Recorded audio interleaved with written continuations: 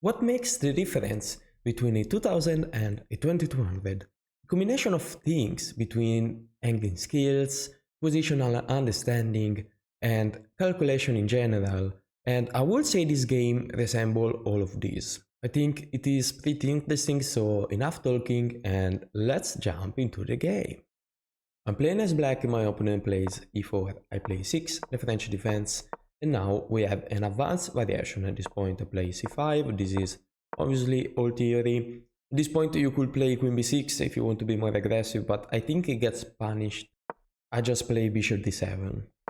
At this point it replied with bishop on e2, and now I played a really interesting variation, because usually what you want to do is something like taking, and then play something like knight on e7 or knight on h6 in order to go on f5, in order to put pressure on the pawn. The fact is that the opponent has easy way to defend, and black doesn't really get a comfortable position. I would say I always have problem against this line. So what I do is playing I'm quite a sideline, but it always allows me to have a good position, and if you are a French player and you struggle against this line, I suggest you to die. And this move is a6. Now instead of a6 you could play rook c8, that disposes, no problem. So at this point people castle, and now you play rook c8, so this disposes. What happens is that you kind of lost two moves, waiting for your opponent to do something, but at this point they are going to develop a piece that is going to influence your plan and is going to have a good position, because you can use that as a target in general. So at this point people usually develop the bishop on e3. What that does is allow us to play queen on b6, because now this pawn is not defended, but also we can play knight on e7 and knight on f5 targeting the bishop. So that's why I would say this variation is pretty interesting. I decided to take first. Obviously if you take with the bishop we take it, if you take with the knight you lose a pawn, so you have to take with the pawn. And at this point knight on e7 going for knight on f5. So the idea is not winning this pawn, but is putting pressure on the bishop. When we want to, we are going to take it and be better positionally speaking, and be better in the endgame. So at this point he played a3, and now I played knight on f5. So it's just developing pieces. I have to castle at this point. I should also castle pretty quick, otherwise I'm going to get destroyed obviously. So bishop e7. The point of bishop e7 is, first of all, I cannot develop the bishop on any other square, but let's say he didn't play this. I'm not going to play bishop on b4, I want to play bishop on e7, because I'm preventing the move h4. Let's say I move the queen, you cannot still play h4, because I'm just going to take. So at this point, rook on c1 makes sense, just taking control of the file and we can castle. So the only thing left to do at this point is developing the queen somewhere, and as you can see we are really solid. Our opponent has the weakness. If we want, we can have the bishop pair for us and take the square bishop. And I mean, what can I say? This is a pretty good position. At this point he decided to push the pawn on b4, but this allows us to block our opponent by playing the move b5. Now I would say b5 is necessary, because our opponent plan at this point is to play knight on e4 and knight on c5. And let me tell you something, it is pretty annoying. If you manage to put a knight on f5, on c5, he probably wins. So b5 is pretty much the only move. Not only we're preventing this, but if you push, we are going to win this pawn. So by playing this move, I will say white kind of blocked himself, and that's why it wasn't a really good one. And that's why I'm already better at this point. And at this point my opponent played g4, and I think we can already see the difference between a 2200 and the 2000. Like personally, I would have never played a move like this.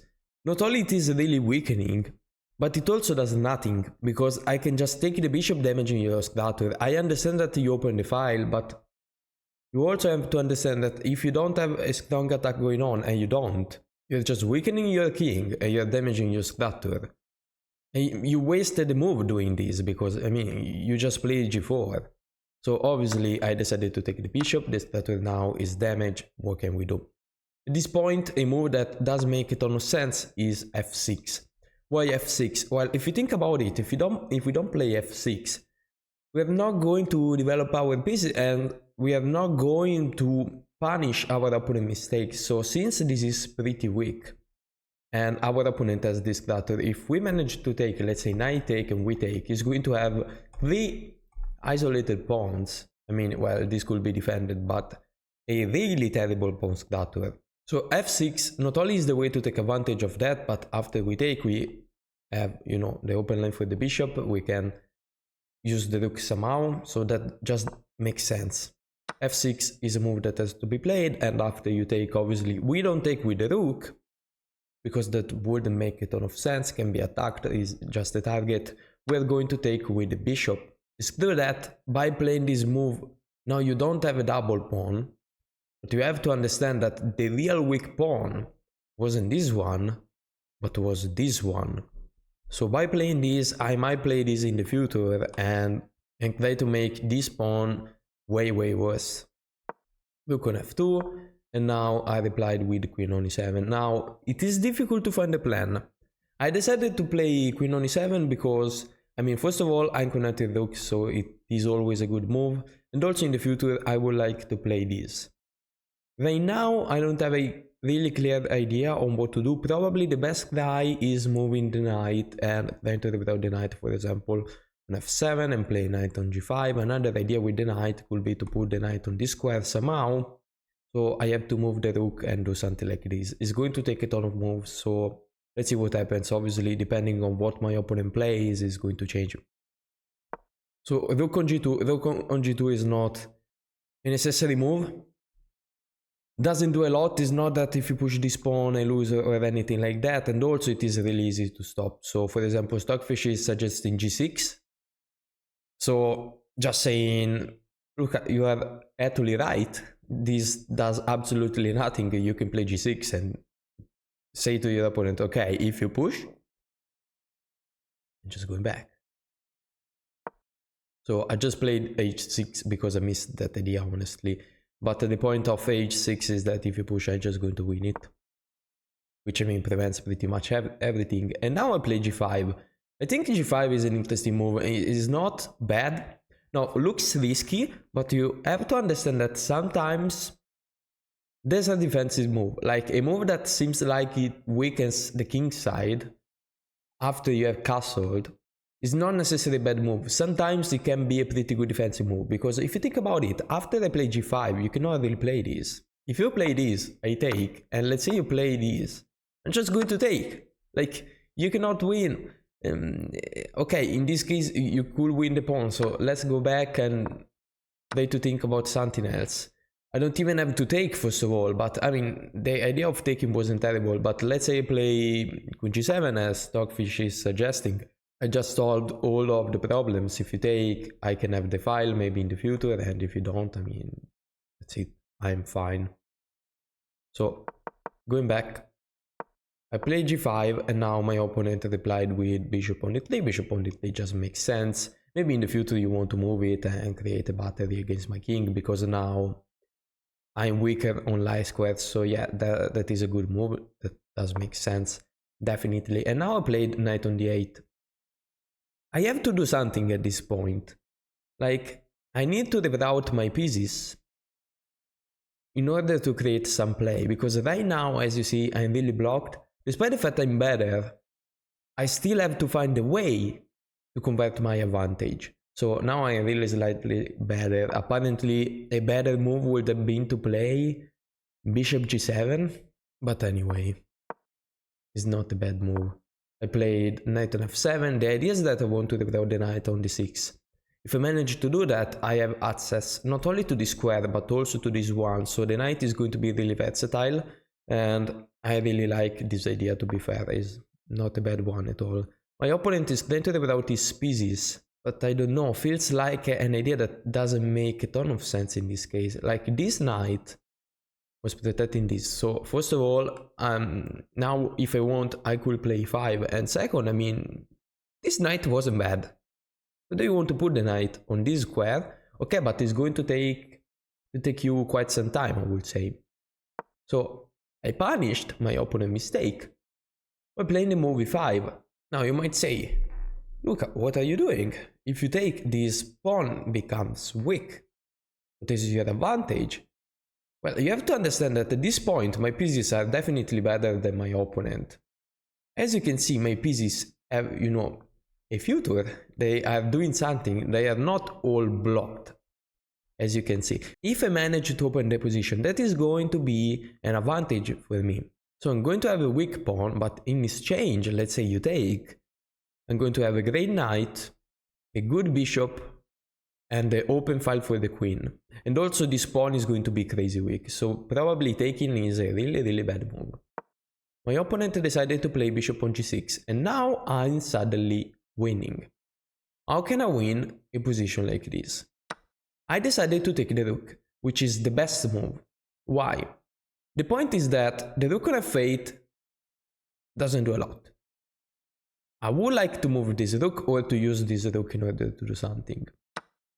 Now, if I play, let's say, rook on e8 or rook on d8, okay, I'm using the rook, but that doesn't do a lot. But if I take my opponent's rook, I can punish the fact that he has a rook on g2 for some reason. And not only, okay, first he played this, so we can take with the queen or with the king, I don't know. Apparently taking with the rook was much better, I'm not sure why. But we can take, and we can punish this by developing our rook, gaining a tempo. So now the queen has to move. Well, apparently, after this grade, the rook was better on f8. I don't understand what really changed. Although my idea was that at this point I can take. No matter with which piece you take, we are going to reach an endgame where I'll be much better. So as you can see, I use this weakness, I use this pawn scatter, and I use the wire positioning of my opponent pieces in order to reach an endgame where I'm better. And I think this is the biggest difference between 2000 and 2200s. If you reach 2200, is probably because of the endgame. You get much better in the endgame, you start winning all the endgame that you thought were a draw, that you couldn't do anything about them. You start winning all the endgames basically, and you win a ton of elo points. So my opponent decided to take with the knight. What we want to do, as I said, is taking. We take because this endgame is really good for us. The point is that after this trade happens, it's good that I have a weak pawn and you have a weak pawn, but now is my time to play. Now I get the chance to get in. Not only that, I have pressure on this pawn too. So if you move the rook and going to win it, you have to waste the time defending the pawn. Also, you have a bishop against the knight. If I manage to open the position a bit more, the bishop is going to be stronger than the knight in an open position. So I infiltrate in the position, playing the move rook c3. And my opponent wants to trade. What we do now? Well, we play the best move. We want to win the endgame. Not only now you have a lot of weaknesses, but you are also down a pawn, obviously. So this endgame is completely winning if played correctly. Now, I don't have a lot of time, so I just tell you, I haven't played this endgame in the most perfect way. I have played this endgame pretty well.